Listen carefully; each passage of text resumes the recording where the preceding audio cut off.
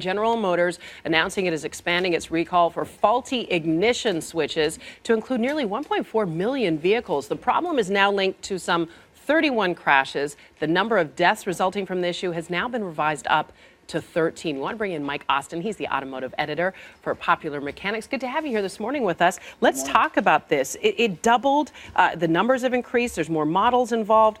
13 fatalities. Tell us about the significance and the size of this recall. This is really, is it unprecedented? It's not unprecedented, but the size is huge. It would be, based on 2013, it'd be the second largest recall compared to all of the recalls last year. And fatalities are very rare in terms of automotive recalls. So right. It's a really big deal, and I think GM is, the expansion of the recall shows how serious they are. Is there anything that owners can do specifically? They're talking about this ignition switch. What is GM advising owners of these vehicles to do? So what's happening is that the car is switching off, that right. the switch is faulty and it turns the car off. So GM is saying... And it disables the airbags. Right, and GM is saying take everything off of the key ring, including the key fob, the remote. Just have the key on it.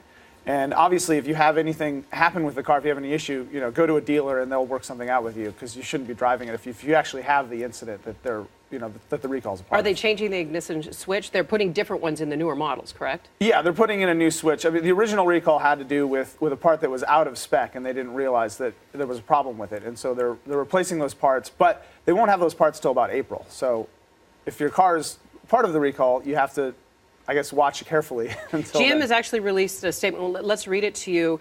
Ensuring our customer safety is our first order of business. We're deeply sorry, and we are working to address this issue as quickly as possible. That's the GM of North America, President Alan Batey. These problems, Mike, they date back to what, 2004, 2005? Why only now the recall? Why took them so long? It's hard to figure out when something actually is a problem based on a faulty part or something that goes wrong. Right? Yeah, and they had a bulletin where they knew that this was something going wrong, but it didn't expand until a safety issue till recently.